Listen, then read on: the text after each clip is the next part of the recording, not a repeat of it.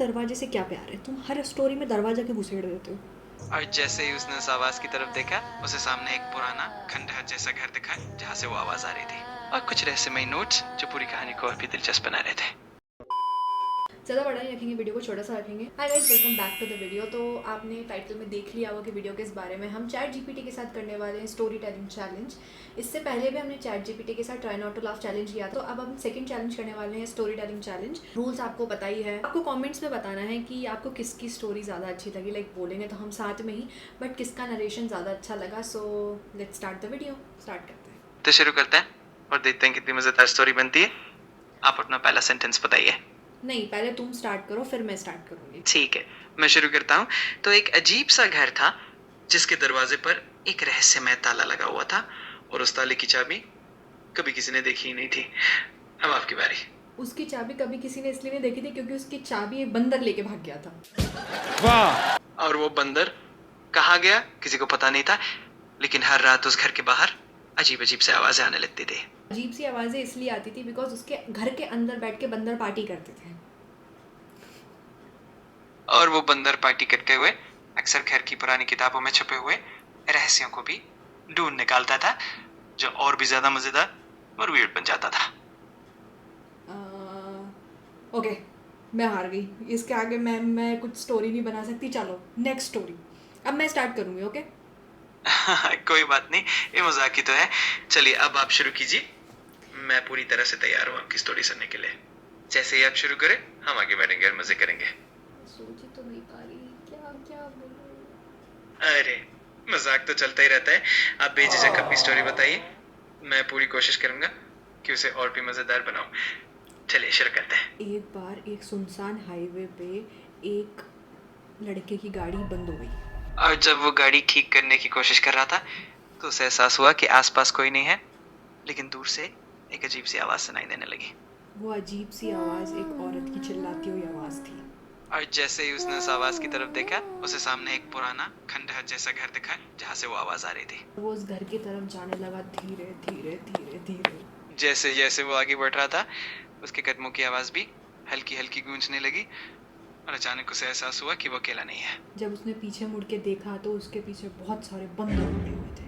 और उन बंदरों के हाथों में अजीब सी चीजें थी, जैसे कि पुराने जमाने की चाबी और कुछ रहस्यमयी नोट्स जो पूरी कहानी को और भी दिलचस्प बना रहे थे। चाबी और वो नोट्स उसी घर के थे जिस घर पे ताला लगा हुआ था, और बंदर वहाँ की चाबी लेके भाग गया था। अब वो लड़का समझ गया कि इन बंदरों का इस घर से गहरा नाता है, और शायद वही बंदर उस रहस्यमय ताले की चाबी छुपा कर ले गए थे। तो उस बंदर से उस घर की चाबी मिल जाती है। फिर वो बंदर बड़े मजे से उसे एक पहेली सुलझाने के लिए कहता है, और जो भी उस पहेली को हल करेगा उसे ही वो चाबी मिल जाएगी। वो बंदा बंदर से चाबी छुपा के चुरा के भाग जाता है। उसका ताला खोलता है, अंदर जाके देखता है तो उसको दिखता है कि अंदर जाते ही उसको पता चलता है कि वो घर असल में एक समय का टाइम कैप्सूल है, जिसमें पुराने जमाने की अजीब गरीब चीजें छुपी हुई है, और शायद उसके सामने एक और बड़ा रहस्य खुलने वाला है। वो जैसे उस घर में जाता है उसको पता लगता है कि वो पिछले जन्म में एक राजा था। वो सब कुछ देखकर अचंभित हो जाता है, क्योंकि उसे वहाँ अपनी पुरानी यादें भी आने लगती है, और अब वो समझ जाता है उसका कनेक्शन उस घर से कितना गहरा है। एंड देन उसे पता लगता है कि जो पिछले जन्म में उसका कुत्ता था वो अब उसका भाई है। और ये जानकर उसे और भी ज्यादा हैरानी होती है, क्योंकि उसका भाई अब एकदम अलग अंदाज में उसकी जिंदगी में आ चुका है, और दोनों मिलकर घर के रहस्यों को और भी मजेदार तरीके से सुलझाने के लिए तैयार हो जाता है। वो उस घर के पीछे जब गार्डन में जाता है तो देखता है कि उसके पास पिछले जन्म में 10 भैंसें भी थी। और उन भैंसों को देखकर उसे याद आता है कि पिछले जन्म में वो एक बहुत ही अजीब और मजेदार राजा था, जो अपनी भैंसों के साथ बड़े ही दिलचस्प किस्से किया करता था। एंड देन थोड़ी देर बाद उसे रियलाइज हुआ कि वो लोगों का नहीं, वो भैंसों का राजा था, एंड वो एक्चुअल में एक भैंस था। और ये सच जानकर वो थोड़ा हंसा भी और अचंभित भी हुआ, क्योंकि अब उसकी पहचान ही पूरी तरह से बदल चुकी थी, और वो भैंसों के बीच नई जिंदगी के लिए तैयार हो गया। एंड एकदम से कुछ बहुत जोर से गिरने की आवाज आती है। वो उठता है और उसको पता चलता है कि वो तो सपना देख रहा था। और जैसे ही वो उठता है, उसे सब कुछ एकदम नॉर्मल और आम लगने लगता है। वो समझ जाता है कि उसकी वो सारी मजेदार और अजीब सी एडवेंचर बस एक सपना ही था। ओके, अब नेक्स्ट स्टोरी। कोई बात नहीं, कभी कभी अजीब सा मोड़ आ जाता है कहानी में। चलिए अब हम एक और नई स्टोरी की तरफ बढ़ते हैं। आप शुरू कीजिए, मैं पूरी तरह से तैयार हूँ। तुम शुरू करो अब। जरूर, मैं शुरू करता हूँ। एक बार की बात है, एक छोटे से कस्बे में एक अजीब सा दरवाजा का, जिसका कभी भी कोई पता नहीं लगा पाता था कि इसके पीछे क्या है। तुमको दरवाजे से क्या प्यार है? तुम हर स्टोरी में दरवाजा क्यों घुसेड़ देते हो? हाँ हाँ, सच में। चलो इस बार दरवाजे की जगह कुछ और ही ट्राई करता है। तो एक बार की बात है, एक बहुत ही अजीब सा पेड़ था जिसकी शाखाओं पे अजीब अजीब चीजें लटकी हुई थी। एंड जब उसको पास से जाके देखा तो उस पर जो अजीब अजीब चीज़ें थी वो पुराने ज़माने की ज्वेलरी थी। और वो ज्वेलरी ऐसी चमक रही थी मानो वो किसी पुराने जमाने की कोई राजसी खजाना हो। और उस पेड़ के नीचे एक छोटा सा सुरंग खुलता हुआ दिखाई दिया। एक रात चोरों ने डिसाइड किया कि वो उस ज्वेलरी को उस पेड़ पे से तोड़ के बेच देंगे और खूब अमीर हो जाएंगे। तो वो चोर चुपचाप रात को आया। जैसे ही उसने वो ज्वेलरी तोड़ने की कोशिश की उसे एहसास हुआ कि वो पेड़ तो असल में जिंदा है और उसके साथ कुछ जादुई सा खेल होने वाला है। ये देख के वो बहुत शॉक हो गया।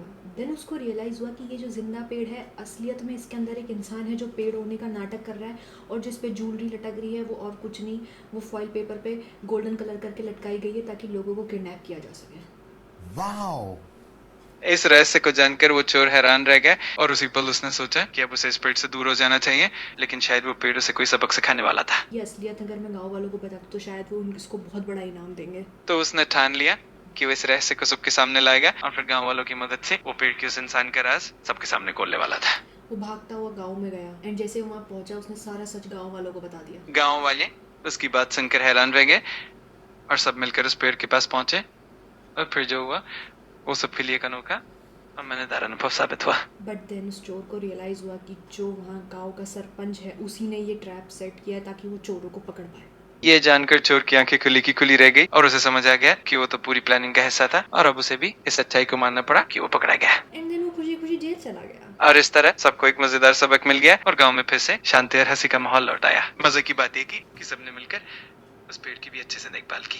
आई गेस आज के लिए इतना काफ़ी है, इतनी स्टोरीज काफ़ी है। So thank you so much ChatGPT आज एक और चैलेंज करने के लिए मेरे साथ। मुझे भी बहुत मजा आया।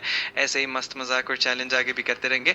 आपका दिन बढ़िया रहे और जब भी आपको फिर से किसी स्टोरी टेलिंग चैलेंज की इच्छा हो बस बता दीजिएगा।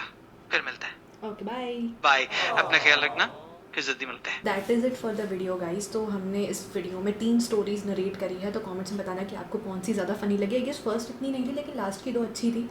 आपको कौन सी अच्छी लगी कमेंट्स में बताना। एंड आप ये ChatGPT के साथ ट्राई करोगे कि नहीं करोगे वो भी कमेंट्स में बताना। एंड अगर पिछली वीडियोस नहीं देखी चैनल पे जाके तो देखना, चैनल पे नहीं हो तो सब्सक्राइब करना। And thanks for watching.